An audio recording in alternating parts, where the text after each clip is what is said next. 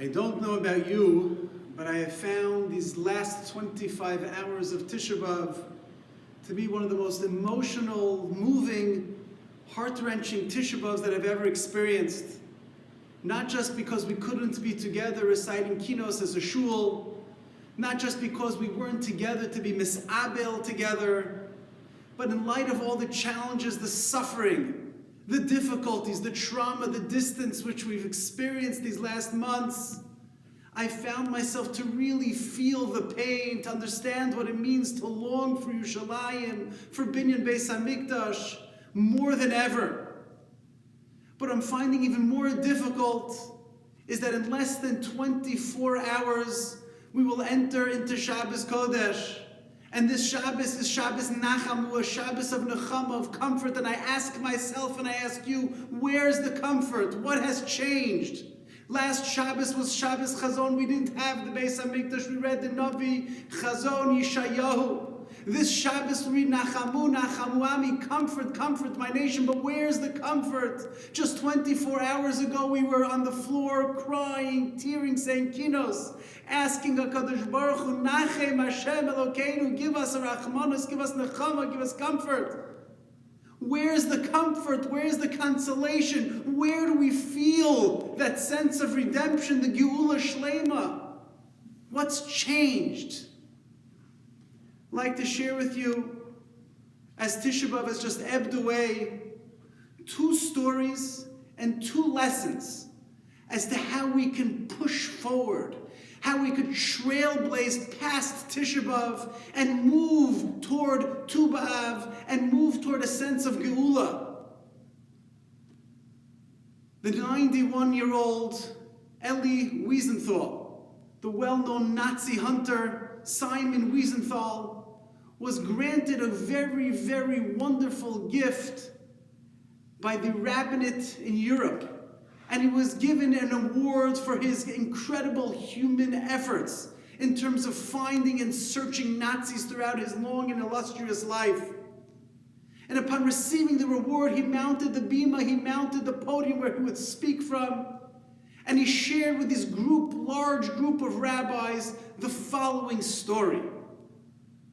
He told them that he was a survivor of Mauthausen, and after the liberation, slowly American troops came to give and to share their goods and their services with the people, with the inmates, and with those who were just liberated. And with the soldiers came a very famous Rabbi Eliezer Silver, the head of the Agudas Rabbanim, the head of the Vad Hatzalah, a well-known American rabbi who was at the forefront of pushing and helping survival of Holocaust survivors. And Wiesenthal was there, and Rabbi Silver didn't know who Wiesenthal was. Wiesenthal didn't know who Rabbi Silver was. And Rabbi Silver turns to then the unknown Wiesenthal and says to him, come daven with us, we're going to have a prayer service. And Wiesenthal looks at Rabbi Silver and says, I will never daven and I won't daven. And let me explain to you why.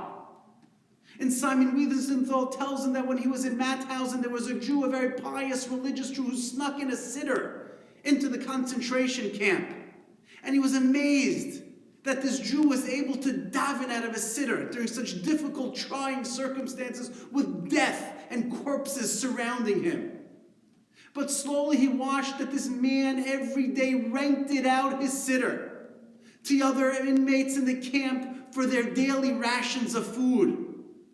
And there was so much food intake that this individual had that after several weeks he died because his malnourished body couldn't take the amount of food that he was eating, because he rented out his sitter to so many Jews who were willing to give up their daily rations of food to daven out of a sitter. And Wiesenthal says to Rabbi Silver, if a religious Jew can do such a thing with a sitter, I want no part of this religion, I will never daven. And Rabbi Silver looked at him, tapped him on the shoulder, and he said, you're missing the point.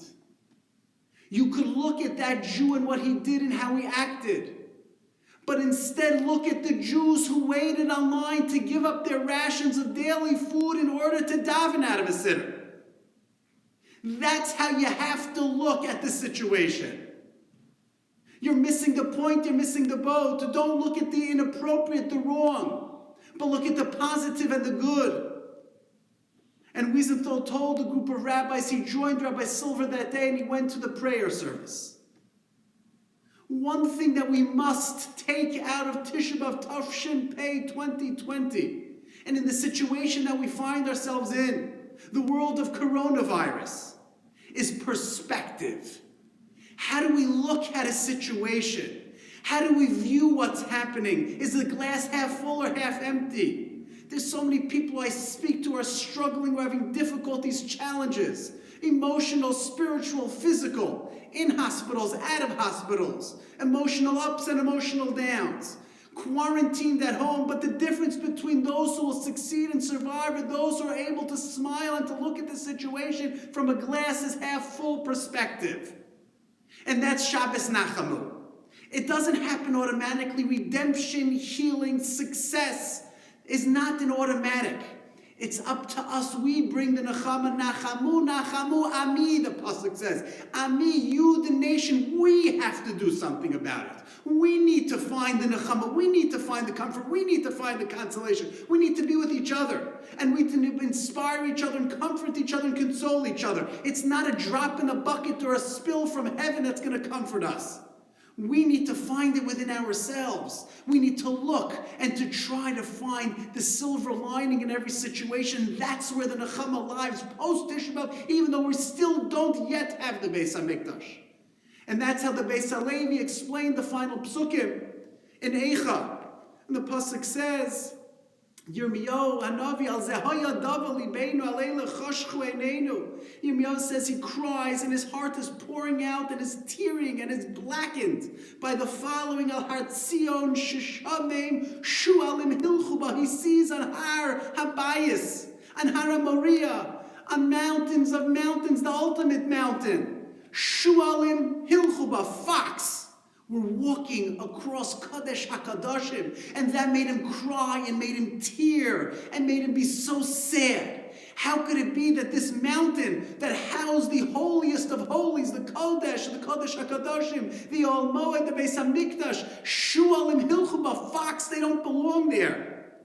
The next pasuk says, Ata Hashem L'olam Teishev Kisacha L'dor V'dor. Yirmiyahu Navi says, now I know, HaKadosh Baruch Hu, that your throne sits on mountain, on this Har Habayis forever and forever. And asks the Beis HaLevi in his Tshuvas and in his Drashas, I don't understand the juxtaposition between Shualim Hilchuba and fox that were walking across Har Habayis, and the fact that the prophet says in the next pasuk, that's a proof that HaKadosh Baruch Hu is La'olam Teishev, that HaKadosh Baruch Hu is always there. How can it be? What's the juxtaposition of fox wandering and meandering in Har Habayis, and the fact that now Ata Hashem La'olam Teishev Kisach L'dor V'dor? Why is it that now? And explains the Beis HaLevi, it's about perspective. Because the fact that there are Shualim Hilchuba, the fact that there are fox that are meandering, walking, ruining Kodesh HaKadoshim Har Habayis means that it's not found favorable in the eyes of other nations and nobody wants to take it over. And if nobody wants to take it over, therefore it still remains in the hands of Klal Yisrael. Ata Hashem L'olam Teishev Kisach L'dor V'dor. HaKadosh Baruch Hu is still there. It depends how you look. If you see a fox, if you see a lion, if you see a bear, if you see a virus, a pandemic, an epidemic, death and murder, what do you see? You have to see what Rabbi Akiva saw when he saw Shualim Hilchuba, when he saw the fox and all the Tanoim were crying. What did Rabbi Akiva do? He was mitzachek, he was laughing because he said that there's something else that I see that you don't see. It's perspective. And that's Tisha B'av Tafshin Pei, that's Shabbos Nachamu Tafshin Pei. What's our perspective? How do we look at difficulties, challenges, struggles, trials, tribulations, pain and suffering? You got to look more carefully. And you got to be able to see what most eyes can't see, don't have tunnel vision, but have appropriate perspective in terms of what's taking place. It's a challenge, it's hard, it's not easy. But we all need to inspire ourselves, uplift ourselves, to be able to look at situations that are hard and difficult, the ones that we're in now. Shualim Hilchuba, they're fox walking all over us. But Ata Hashem L'olam Teishev, HaKadosh Baruch Hu, you are there. And that's what Rabbi Silver told Simon Wiesenthal when he explained to him, don't look at that one Jew who's renting out his siddur. Look at the other Jews who are lining up to give their food in order to daven out of a siddur. But there's a second story and a second message. Reb Chaim Shmulevitz, the famous Mir Rosh Yeshiva, asked the survivor after the war, how did you do it? How did you come out with the same emunah, bitachon, avas Hashem, yirah shamayim? How did you manage to go from camp to camp, ghetto to ghetto, bunker to bunker, see death and destruction in front of you, lose your family, and be able to still be a believing Jew? And the survivor looked at Rabbi Shmulevitz and he told him, I'll explain to you. They took everything away from us, the Nazis. We couldn't keep Shabbos, we couldn't keep Yontif, we couldn't keep Kashrus, we couldn't keep any halacha. Not in Orach Chaim, not in Yeridea, not in Even Ezer, not in Choshen Mishpat. We tried, but they took it all away. But there's one thing that they couldn't take away from us, and that, he said, was the Levana, the moon. They could never take away the moon from us. And when we were on walks and on marches, we would line up and we would walk and we would have Germans on the right and Germans on the left. And as the new moon at the beginning of the month began to come out, there was a Jew in the middle of the line who would take out and begin to recite by rote the brach of Kiddush Levana. And when he got to the line, Levana Omar Shetischadesh Ateres Tiferes Lamusevoten, that the moon was told by God that it will renew itself. It will go from a sliver to a crescent to a half moon to a large moon. Shehei Masidim Lischadesh Kamosa, that we, the Jewish people, are like the moon. We count toward a solar calendar because the moon waxes and the moon wanes. And when that Jew in the middle of the line, when we're on our march, would belt out, Asher b'mamaro barashechakim b'ruach piv kol tzva'am. And when he would say that we were Lischadesh Kamosa, we were inspired because we knew that we could be pushed to the ground, whipped, hurt and beaten. But just like the moon is a sliver to a crescent to a half moon, we too will become full one day. And that told the survivor, Reb Chaim Shmulevitz, is what allowed me to have the same emunah and bitachon, strength in HaKadosh Baruch Hu. Shabbos Nachamu means that we are not stopping to look forward. Even though the Beis HaMikdash still isn't here, we're not going to stop. We're going to keep on being ma'aminim b'nei ma'aminim. We know HaKadosh Baruch Hu heard and heard our cries, our tears, our kinos, our tefillos on Tishah B'av. And HaKadosh Baruch Hu sees that we want. But we must continue to want, we must continue to desire, we must continue to hope. We must continue to daven and to pray to get out of this bitter Galus. This B'tseisim in Yerushalayim that we find ourselves in, this long, bitter Galus. But we need to have not just perspective, but the ability to look forward, and that's the last pasuk in Eicha, that Yirmiyahu tells us after, Lama lanetzach tishkachenu tazveinu l'rachim HaKadosh Baruch Hu, why have you left us? We can't stop by asking that question, HaKadosh Baruch Hu, why have you left us? But we conclude, Hashiveinu Hashem Elecha v'nashuva chadesh yameinu kikedem.